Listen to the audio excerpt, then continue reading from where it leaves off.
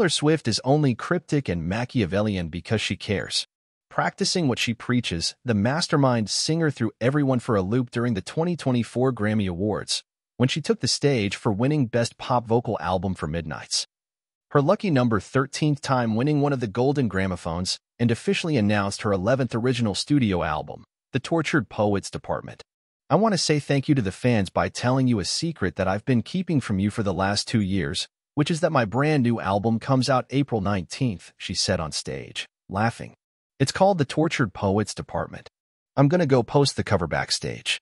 The announcement shocked Swifties everywhere, because, prior to the awards show, fans guessed that the anti-hero singer might be announcing the widely expected re-recorded version of her 6th album Reputation. Due to a series of strange and intentional Easter eggs, including the fact both her official website and store went down for prolonged periods of time on Grammy Sunday. Alas, Swift was on her vigilante-s again, and here we are, members of the Tortured Swifties Department, trying to figure out what the new record has in store for us. To that end, here's everything we know so far about the Tortured Poets Department. But be sure to check back, as this story will be updated as we learn more. When and where can I buy the Tortured Poets Department? The album is available now to pre-order and pre-save on Swift's website and is currently being offered in vinyl, cassette, CD, and digital album formats to be released on April 19th. It will also start streaming on Apple Music and Spotify on that date. The product descriptions on Swift's site reveal that the Tortured Poets Department will contain 16 new tracks, plus bonus track, The Manuscript. What is the track list for the Tortured Poets Department? Just one day after first announcing the new album, Swift revealed the back cover and track list for the record. The tracks are divided up into 4 sides as follows. Side A, Fortnite, feat. Post Malone. The Tortured Poets Department. My boy only breaks his favorite toys. Down Bad. Side B, So Long, London. But Daddy, I love him. Fresh Out the Slammer. Florida, Florence and the Machine. Side C, Guilty as Sin? Who's afraid of little old me? I can fix him. No, really, I can. Lommel. Side D, I can do it with a broken heart. The smallest man who ever lived. The Alchemy. Clarabelle. Bonus track, The Manuscript. So what does it all mean? There's a lot to potentially unpack here.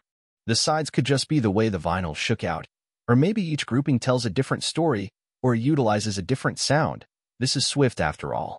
Additionally, the 2 featured artists, Post Malone and Florence and the Machine, who have never collaborated with Swift on any prior record in her discography, could not be more different in terms of their own sound. Could that point to TEPD containing multiple genres of music? The song titles themselves are interesting and very dramatic, with many of them being longer than the average Swift track title. At first glance, many appear to be possible breakup songs or songs about difficulties in a relationship, with a few possible new love bops thrown in. For reference, the singer-songwriter and British actor Joe Alwyn officially announced they'd broken up after 6 years together last April. She later was briefly rumored to be seeing 1975 musician Matty Healy, who was also British, but later in the year went public with boyfriend and NFL tight end Travis Kelce. However, Swift has written about other people's lives and fictional characters and storylines before, see Folklore and Evermore. So without having the album in hand, it's impossible to say for sure what anything is about, but that hasn't stopped fans from trying. The song So Long, London immediately calls to mind the Lover track, London Boy, reportedly about Alwyn. It's also the 5th track on the album, a coveted space on any Swift record, as she infamously reserves it for the most emotional song. But Daddy, I Love Him feels like a possible reference to the same line in The Little Mermaid, which was released in, Ahem, 1989. That film, of course, featured a young woman who trades her voice for the love of a man. Interestingly, Swift has in the past also dressed up as Ariel from the film for Halloween. Fresh Out the Slammer seems like it could be about breaking free of a relationship or gaining independence in some way, and also feels like a sister to the Reputation track. Ready for it? Also rumored to be about Alwyn, which features a similar prison reference in the lyric, He can be my jailer, Burton to this Taylor. And speaking of, Richard Burton and Elizabeth Taylor starred together in the 1966 movie adaptation of Who's Afraid of Virginia Woolf, which bears an eerie similarity to the TEPD track titled, Who's Afraid of Little Old Me? Eagle-eyed Swifties have pointed out that Florida is noteworthy, as the era's tour stops in Tampa, Florida, where the first Swift performed after her breakup with Alwyn was made public in the beginning of the massive, record-breaking tour. To that end, could "I Can Do It With a Broken Heart" reference having to face going on the biggest tour of her life after heartbreak? And then there's Clarabelle, which seems to reference the old Hollywood starlet of the same name. EW broke down what that could potentially mean for the track here. The new song joins the ranks of other Swift ditties about real people, including 2012's Starlight about Ethel Kennedy and 2020's The Last Great American Dynasty about Rebecca Harkness. What's the sound or vibe of the album? Although the vibe or sound cannot always be totally ascertained by the aesthetic Swift goes with for the album art, see Midnight's in all of its 70s era fashion, but not sound, the vibe so far is very sultry, maybe a bit dark and angsty.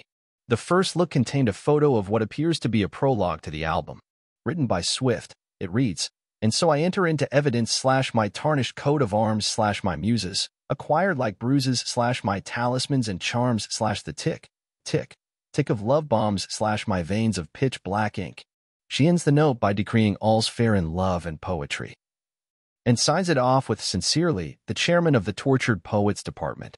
The album cover is in grayscale, with Swift lying on a bed of white sheets clad in all black.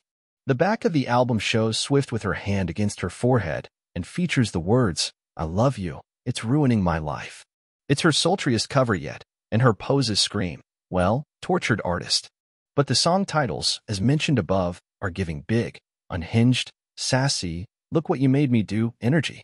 Until Swift weighs in on the sound or provides some sort of sneak peek, like a music video or single, we'll just have to wait and see. Who are the producers of the album?